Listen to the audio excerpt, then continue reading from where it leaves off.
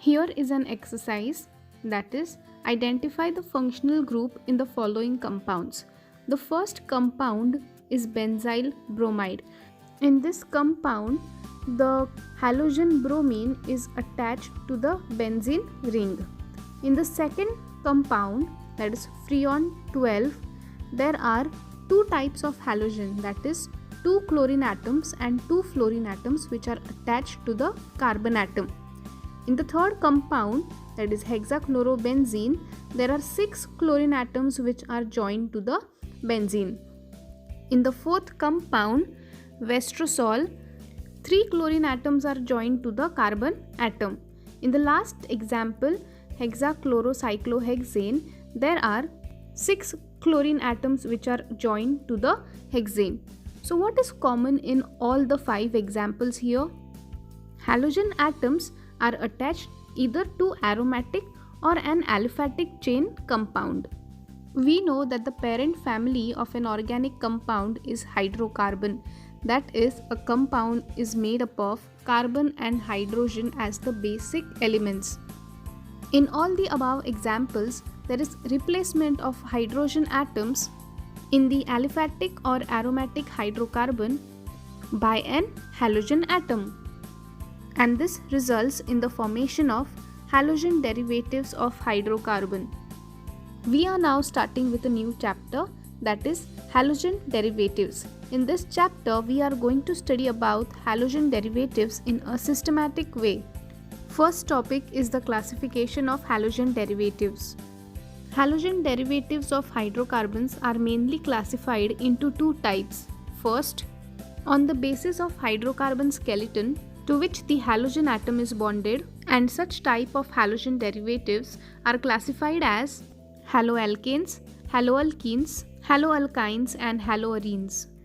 Here are the examples of same. First is haloalkene. You can see that the capacity of carbon or the valency of carbon is completely filled and a halogen group is attached to the carbon atom. Next is haloalkene. You can see that there is a double bond here and a halogen group is attached to the carbon. Next is haloalkyne. Here there is a triple bond and a halogen group is attached to the carbon atom. Next is haloarene, and a halogen atom is attached to the aromatic compound. Second is based on the number of halogen atoms, and such halogen derivatives are classified as mono, di, tri and polyhalogen compounds. In monohalogen compound, there is only one halogen group which is attached to the aliphatic or aromatic compound. In dihalogen compounds, there are two halogen atoms. In trihalogen compounds, there are 3 halogen atoms, and in polyhalogen compounds, there are more than 3 halogen atoms because the word poly stands for many. Next is the classification of monohalogen compounds. Monohalogen compounds are classified based on the position of the halogen atom and the type of hybridization of carbon to which the halogen group is attached. First are the alkyl halides or haloalkanes. In alkyl halides or haloalkanes, the halogen atom is bonded to the carbon which is sp3 hybridized. Alkyl halides may be primary, secondary or tertiary depending on the carbon to which the halogen is attached. Here is a general representation of primary halide. So there is only one R group that is attached to the carbon atom. R stands for alkyl group. In secondary halide, there are 2 R groups, that means 2 alkyl groups which are attached to the carbon atom along with the halogen group. In tertiary halide, there are 3 R groups which are attached to the carbon atom along with the halogen group. Next are the allylic halides. In allylic halides, the halogen atom is bonded to the sp3 hybridized carbon atom which is next to the carbon-carbon double bond. This is an example of allylic halide. You can see that the halogen which is represented by X, it is bonded to the carbon atom which is present next to the carbon-carbon double bond. Next are the benzylic halides. In benzylic halides, the halogen atom is bonded to the sp3 hybridized carbon atom which is bonded to the aromatic ring. In this example, we can see that X, which is the halogen atom, it is attached to the carbon atom which is further bonded to the aromatic ring. Next are the vinylic halides. In this halides, the halogen atom, it is bonded to the sp2 hybridized carbon atom of the aliphatic chain. Vinylic halide is haloalkene. So here you can see that the halogen atom, it is attached to carbon which is sp2 hybridized. A simple way for you all to remember, when we say sp3 hybridized carbon atom, all the 4 valencies of the carbon needs to be complete. Then you can say that the carbon is sp3 hybridized. When you say sp2 hybridized, there is a double bond and a single bond, hence it is sp2 hybridized. So this is a simple trick which will help you identify which is the sp3 hybridized carbon and sp2 hybridized carbon. Next is the haloalkyne. In this, the halogen atom, it is bonded to the sp hybridized carbon atom. sp hybridized carbon atom means now there will be a triple bond. So in this example, we can see that the halogen atom, which is represented by X, it is bonded to carbon atom with the triple bond. This means that the carbon is sp hybridized. Next are the aryl halides or haloarenes. In aryl halides, the halogen atom is directly bonded to the sp2 hybridized carbon atom in the aromatic ring. Next is the nomenclature of halogen derivatives. The common names of alkyl halides, they are derived by naming alkyl groups followed by the halogen. Alkyl halides are named as haloalkanes and aryl halides are named as haloarenes. For dihalogen derivatives of arene, we use the prefixes like O, M and P, that is ortho, meta and para for the position. Ortho is 1 and 2, meta is 1 and 3 and para is 1 and 4 respectively.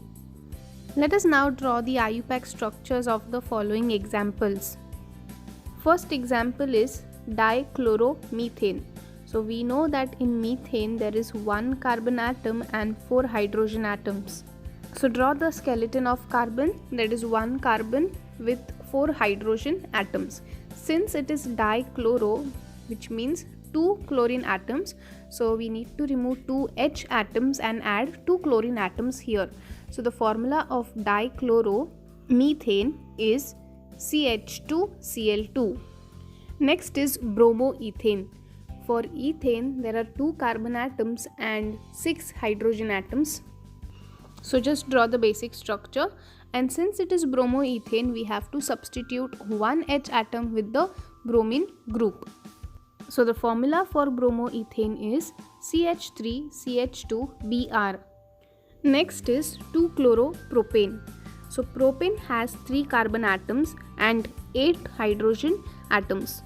So draw the basic carbon skeleton, and now whether you want to start numbering the carbon atoms from left or right, the second position is going to come in the middle only, right? So we will start from the left hand side, so that is 1, 2 and 3. On the second carbon we have the chlorine group, so we will put chlorine there, and rest hydrogen atoms we are going to keep as it is. So this is the structure of 2-chloropropane. Next is 1-bromo 2-methyl propane. Propane has 3 carbon atoms and 8 hydrogen atom. So draw the basic structure. Next step is number the carbon atoms 1, 2 and 3. On the first carbon atom you have the bromine group, that is Br. So 1 hydrogen atom is substituted by Br group, and on the second carbon atom 1 H atom is substituted by CH3 group, that is the methyl group. Next is 1-chloro 2,2-dimethyl propane. So again draw the structure of propane, that is 3 carbon atoms and 8 hydrogen atoms. Next is numbering of the carbon atoms. Carbon with number 1, in that the hydrogen atom is replaced with chlorine atom, and both the hydrogen atoms on the second carbon, they are replaced by methyl group, since it is 2,2-dimethyl. Dimethyl means 2 methyl groups. So this is how the structure looks for 1-chloro-2,2-dimethyl propane. Next is 1-chloroethene. Now ethene means there is a double bond because it is an example of alkene. So in ethene there are 2 carbon atoms, a double bond and 4 hydrogen atoms. Since it is 1-chloroethane, we have to remove 1 hydrogen atom and replace that hydrogen atom with 1 chlorine atom. Next is 3-bromopropene. Again propene, so it is an example of alkene, so there has to be a double bond. So there are 3 carbon atoms, and when you are putting a double bond, there is 1 H atom less on either sides of the carbon. Next is numbering the carbon atoms, and on the third carbon atom the H will be substituted by Br group. Next structure is chloroethine. Now when we say ethine, it is an alkyne. An alkyne has triple bond. So C triple bond C, 1 hydrogen atom each will be attached to the carbon atoms. Since it is chloroethine, 1 H atom will be substituted by the chlorine atom. Next is 1,3-dichlorobenzene. So now we have to draw the structure of benzene.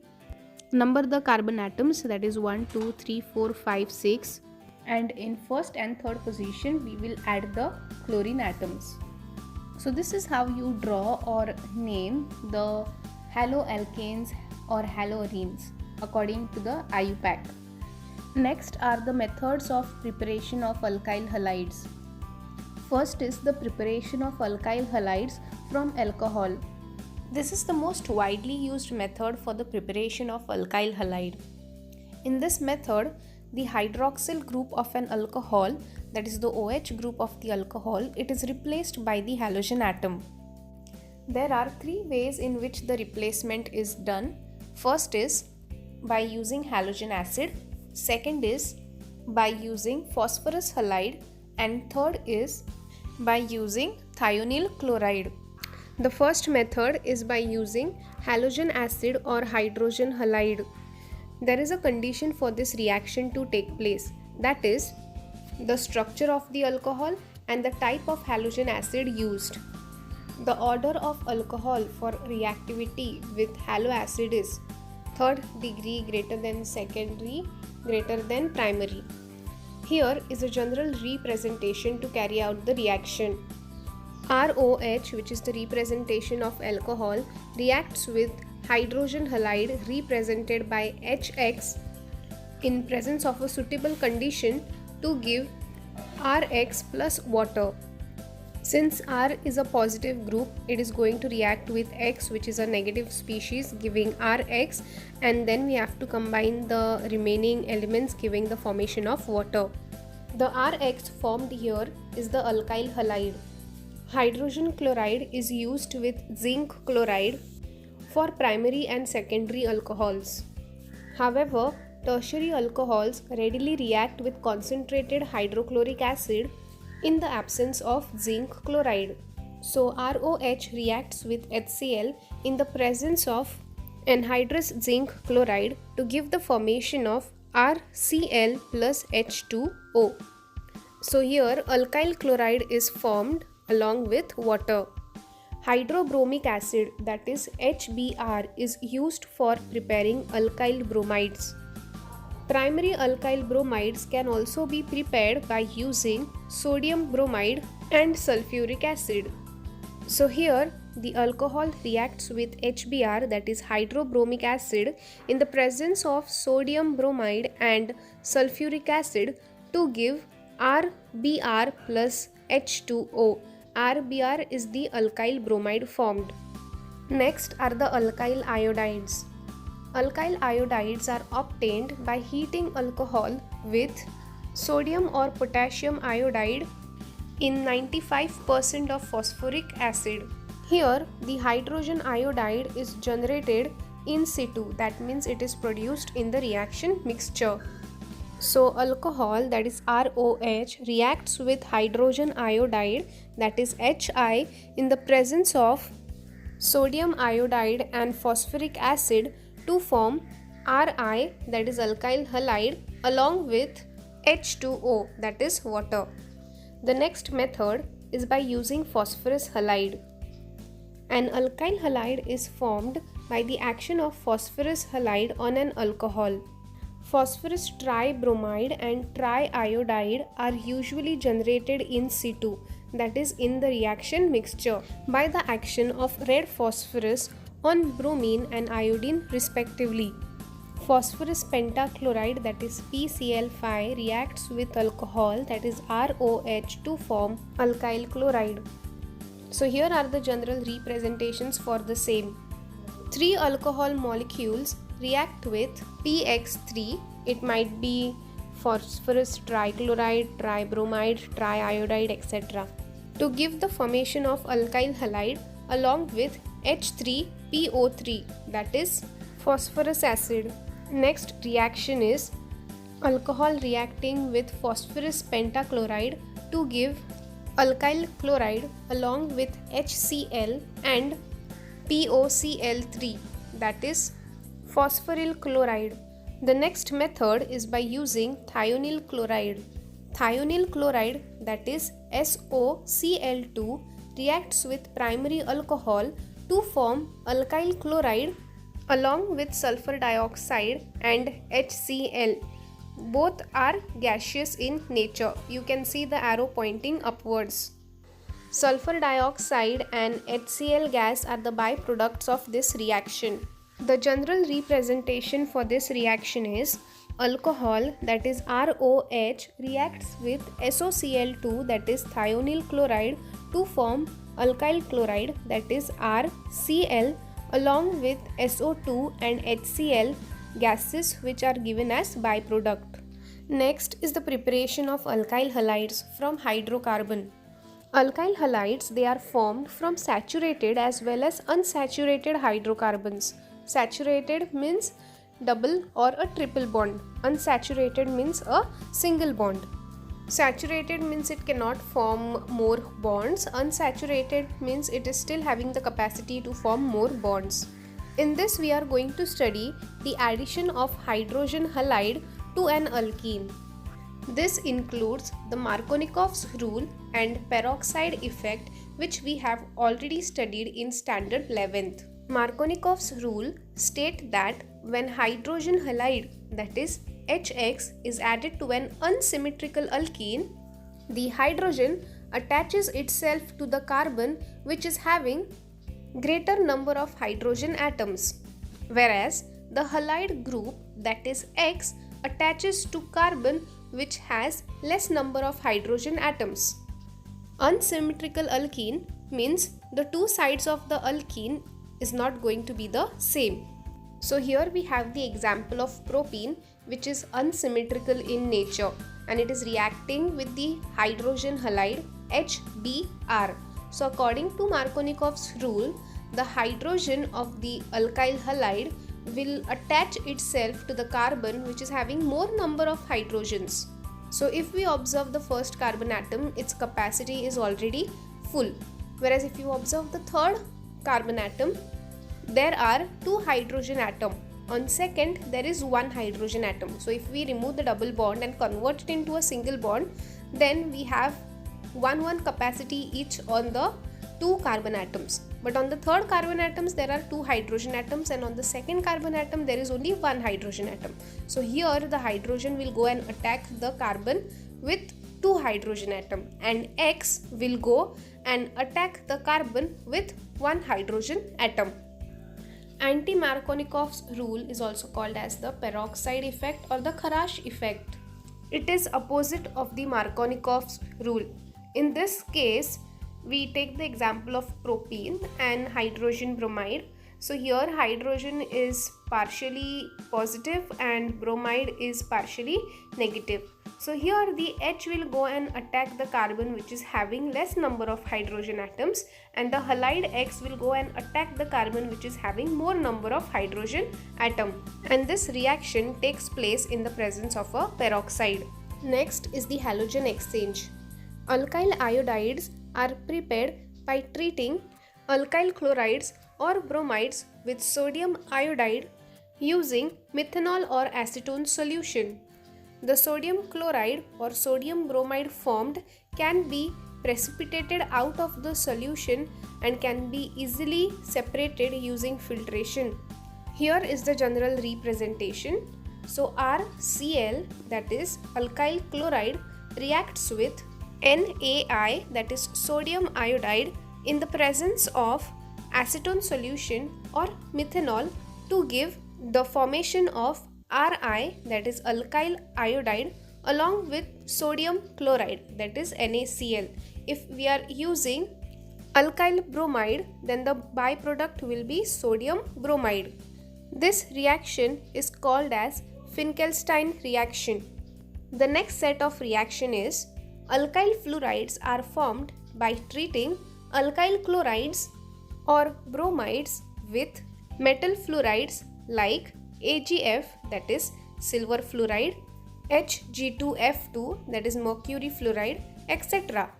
The general representation for this reaction is RCl, that is alkyl chloride, reacts with AgF, that is silver fluoride, to give the formation of Rf, that is alkyl fluoride, along with AgCl, that is silver chloride.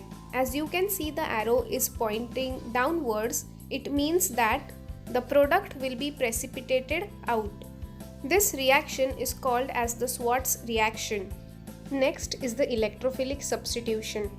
Aryl bromides and chlorides can be prepared by direct halogenation of benzene through electrophilic substitution. This substitution can be carried out in dark at ordinary temperature using suitable Lewis acid catalyst like iron, ferric chloride and anhydrous aluminium chloride. Here we are taking the benzene derivative of toluene and we are reacting it with bromine in the presence of iron, and the condition to carry out this reaction is in dark room and ordinary temperature. So the bromine here is going to attack two positions. One is the ortho position and the second is the para position. Hence we get two products, that is orthobromotoluene and parabromotoluene. Once the Br attacks the carbon, the hydrogen will be released, giving the formation of H2, that is hydrogen gas. Fluoride compounds cannot be formed using this method because fluorine is highly reactive in nature. Next are the physical properties of alkyl halides. The physical properties of alkyl halides are different when compared to alkanes. The boiling point of the alkyl halides are determined by the polarity of the CX bond as well as the size of the halogen atom. The halogen is represented by capital letter X. In place of X, we have fluorine, chlorine, bromine and iodine. If we observe the CX bond, then the carbon, it has a partially positive charge, whereas the halogen atom X has a partially negative charge. Thus, the bond which is present between the carbon and halogen atom is a polar covalent bond. Why polar covalent bond? Because we have two poles, that is plus and minus. Those are the two dipoles. The size of the halogen atom increases from fluorine to iodine. Hence, the CX bond length decreases with increase in the size of the halogen atom. And this is because the size of the p orbital increases. Because the size of the p orbital increases, it becomes more diffuse and the extent of overlap with the orbital of carbon decreases. Here is a table which gives the bond parameters of the CX bond, that is the bond length, bond enthalpy and the dipole moment. For the bond CH3F, the bond length is 139 picometer, the bond enthalpy is 452 kJ per mole and the dipole moment is 1.847 dBA. Similarly, the bond length, bond enthalpy and dipole moment of CH3Cl, CH3Br and CH3I is given. Next physical property is the boiling point. The boiling points of alkyl halides, they are considerably higher when compared to those of alkanes. And the reason behind this is they have high polarity and high molecular mass. So what does this mean? For example, if we consider any alkyl group, the boiling point is going to increase with increasing atomic mass of the halogen. And this is because the size of the halogen is going to increase. Now here is an order which explains us the same. So alkyl iodide is going to have the highest boiling point, followed by alkyl bromide, alkyl chloride and alkyl fluoride. And this is because the size of the halogen atom increases from fluorine to iodine. For any given halogen, the boiling point rises with increasing carbon number. So here are some examples of haloalkane. So the first example is methyl chloride. So here we have only one carbon atom and the boiling point is 248.8 Kelvin. Second is the example of ethyl chloride. Here we have two carbon atoms, so you can see the boiling point is rising now by 285.5 Kelvin. Similarly, for propyl chloride, there are three carbon atoms and the boiling point is rising by 320 Kelvin. Similarly, in the case of butyl chloride, it is 351.5 Kelvin. It is observed in alkyl halides that the boiling point decreases if the number of branching increases. So when the number of branching increases, the van der Waals forces which are present between them also decreases. Here are some examples of haloalkane, and you can see as the number of branching is increasing, the boiling point is decreasing. Now first is a straight chain compound, that is bromobutane, and you can see that the boiling point is 375 Kelvin. For 2-bromobutane, you can see that there is one branching and hence the boiling point is decreasing to 364 Kelvin. In terbutyl bromide, there are two branchings and the boiling point is reducing to 346 Kelvin. The next physical property is solubility. We know that alkyl halides, they are moderately polar, which means that carbon has a partially positive charge and halides have a partially negative charge. However, they are insoluble in water. And this is due to the inability of the alkyl halide to form hydrogen bonds with water. The attraction between the alkyl halide molecule is stronger when compared to the attraction between the alkyl halide and water molecule. Hence, alkyl halides, they are soluble in non-polar organic solvents. Non-polar organic solvents are those which are not going to have a plus and minus sign present on them. When we talk about aryl halides are those halides which have an aromatic ring attached to it. So aryl halides, they are also insoluble in water, but they are soluble in organic solvents. Always keep in mind, stronger the bond, more energy is required to break the bond. So depending on that, the boiling and the melting point can be determined for the aryl and alkyl halides. Here are three examples of the isomers of aryl halides. Depending upon the packing, that is whether it is closed pack, the boiling point can be determined. Closely the molecules packed, higher is going to be the boiling and melting point because more energy will be required to separate those particles or molecules. There is one more physical property of optical isomerism which we will study in the next video.